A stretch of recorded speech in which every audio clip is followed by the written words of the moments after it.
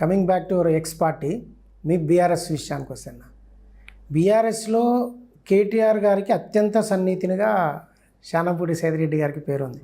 అంటే సీఎంకి దగ్గర, ముఖ్యంగా కేటీఆర్కి బాగా దగ్గర అని. సో నేరుగా కూడా పోగలి, జిల్లా మంత్రుల్ని వీళ్ళెవరిని మధ్యలో చెక్ పోస్టులు లేకుండా కూడా నేరుగా పోగలిగిన వాళ్ళు. మీరు పార్టీ మారే ముందు అక్కడి నుంచి మిమ్మల్ని ఆగమనే పరిస్థితి కానీ, నిలబెట్టే పరిస్థితి కానీ, మీతో మాట్లాడే పరిస్థితి కానీ ఉండిందా? అంటే ఒకటి, నాకు వాళ్ళు ఇవ్వలేదు లేకపోతే అది యాక్సెస్ లేదు అనేది కాదు.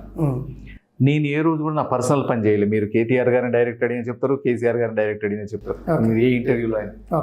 ఎందుకంటే నా 4-5 ఏళ్ళది క్లీన్ బుక్లో ఏ ఒక్క రోజు అన్న నా పర్సనల్ పని ఇది చేయండి అని అడిగిందంటే అడగండి మీరేమన్నా. నేను పోయినా అంటే హుజూర్ నగర్కి గురించే పోతా, నేను అడిగినా అంటే హుజూర్ నగర్కి అడిగి పోతా. ఏదైనా అంశాలు ముందు ముందు వస్తాయి, ట్రైబల్ రోడ్స్ వస్తాయి, ట్రైబల్ రోడ్కి ముందే నేను ఎస్టిమేషన్స్ వేయించి ఉంచుతారు రెడీగా. నేను మెయిన్ PMGSY రోడ్లు వస్తాయి, వాటికి ముందే GPS-తో పెట్టించి రోడ్లు వేయించి ఉంచుతాను, ఎస్టిమేషన్స్ చేయించి ఉంచుతాను. ముందు పోగానే ముందు నా ఫైల్స్ రెడీగా చేసి ఉంచుతాను. ఇమీడియట్గా రాగానే ఎవరినో ఒకరిని పట్టుకొని వాళ్ళతో ఒక మాట చేపించుకొని రాగలుగుతా. హుజూర్ నగర్ నుంచి హైవే, ఇప్పుడు కోదాడ్ టు జడ్చర్ల హైవే అయితే దానికి మొత్తం నేరేడ్ జల్లని వైడనింగ్లో డివైడర్స్ లేవు, అంటే హుజూర్ నగర్కి లేవు. దాన్ని మళ్ళీ అప్పటికప్పుడు కేటీఆర్ గారితో లెటర్ రాపించి, మళ్ళీ తర్వాత నితిన్ గడ్కరీ గారికి డైరెక్ట్ నేను లెటర్ రాసి నితిన్ గడ్కరీ గారితో మాట్లాడించి, నితిన్ గడ్కరీ గారి నుంచి మళ్ళీ నాకు లెటర్ వచ్చింది. అయితే పాపం ఉత్తమ్ కుమార్ గారు అయినా తెలవగా నేను ఈ రోడ్ కూడా మొత్తం నేనే వైడనింగ్ చేయించిన అన్నాడు. ఏమంటే ఇమీడియట్గా వాట్సాప్లలో నేను నితిన్ గడ్కరీ గారు నాకు లెటర్ పంపించాం, లెటర్ సర్క్యులేట్ చేసిన. అంటే అదొక్కటే కాదు, ఏదైనా నేను ఒక అంశం పట్టుకున్నా అంటే అది అయిపోయిన దాకా నిద్రపోను. అందుకని వీళ్ళు పని చేస్తారంటే ఎవరైనా పని చేయాల్సిందే, అందుకని నేను పని చేసుకుంటూ పోతా ఉన్నా. కాకపోతే ఒకటి, ఎవరైనా ఆత్మాభిమానం ఉంటుంది. నువ్వు ఏది చేసినా ఇలా రాజకీయాల్లోకి వచ్చినట్టు నేను సంపాదించుకోవడానికో లేకపోతే ఏదో అధికారం పొందడానికో రాలే. నేను వచ్చిన రాజకీయాల కంటే ఖచ్చితంగా పని చేయడానికి వచ్చిన.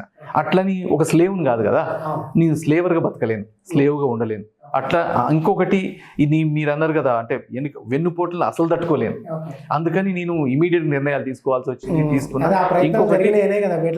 ఇంకోటి దేశం కోసం పనిచేయడం సంతృప్తి మిగిలింది ఈ నెల రోజుల్లో. నిజంగా ఈ RSS ప్రముఖుల్ని, పార్టీ ప్రముఖుల్ని, సిద్ధాంతాలు నమ్ముకుంటోళ్ళని, విభాగాలని కలిసినప్పుడు నేను నిజంగా లేట్ చేసిన ఈ దేశానికి ముందు చూపుగా 30 ఏళ్ళు నెక్స్ట్ ఏం జరుగుతుంది, ఈ దేశానికి ఏం చేయాలని ప్రధానమంత్రి గారు ఆలోచిస్తా ఉన్నారు. దానికి తగ్గట్టు కింద విభాగాలు ఆలోచించడం, వాళ్ళు చేసే పనులన్నీ చూడటం చూసినాక నేను ఒక మంచి నిర్ణయం తీసుకున్నా. ఈ దేశం కోసం, ధర్మం కోసం, అంటే పని చేయడం కోసం, మన సనాతన ధర్మాన్ని నిలబెట్టడం కోసం, దేశానికి ఏం కావాలా, మన యువతకి ఏం కావాలా, అవసరాలు నిలబెట్టడం కోసం ఏం చేయాలని నిర్ణయించుకున్నా. ఇది మంచిది అనుకుంటున్నాను. ఓకే అన్న, ఫైనల్గా ఒక్కటి, ఈ నియోజకవర్గ ప్రజలకు మీరేం అప్పీల్ చేస్తారు? నేను నల్లగొండ పార్లమెంటు పరిధిలో ఉన్న 7 నియోజకవర్గాల ప్రజలకి ప్రతి ఒక్కరు కూడా పేరు పేరున ప్రార్థిస్తా ఉన్నా. మీరు ఆలోచించండి, మీరు ఇంటర్వ్యూ చూస్తే మీకు అర్థమవుతుంది. నేను ఒకటే, ఎట్టి పరిస్థితుల్లో నా టైంని మీకోసం వినియోగిస్తాను. అర్ధరాత్రి ఫోన్ చేసిన సైదిరెడ్డి అంటాడు, ఎత్తాడు. మీరు హుజూర్నగర్లో కనుక్కోండి ఎవరినైనా, ప్రతి విషయంలో స్పందిస్తాడు. దాంతోపాటు ఈరోజు ఈ దేశ అభివృద్ధి ఆగకుండా ఉండాలంటే, ఈ దేశ సమగ్రతను కాపాడాలంటే, ఈ దేశం వైపు ఎవరు కన్నెత్తి చూడకుండా ఉండాలంటే, 2047లో ఈ దేశం నెంబర్ 1 కావాలంటే నరేంద్ర మోడీ గారు అయితేనే అవుతారు అనేది ఈరోజు ప్రపంచం మొత్తం చూస్తూ ఉంది, దేశం మొత్తం చూస్తూ ఉంది.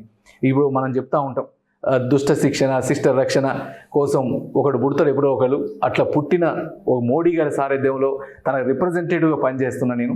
తన కోసం, మీకోసం, మనందరి కోసం, మన ఫ్యూచర్ కోసం పనిచేయడానికి నేను సిద్ధంగా ఉన్నా. మీరు ఒకసారి క్యాండిడేట్లను చూడండి, పార్టీలను చూడండి, పార్టీలకు అతీతంగా ఓటేయండి.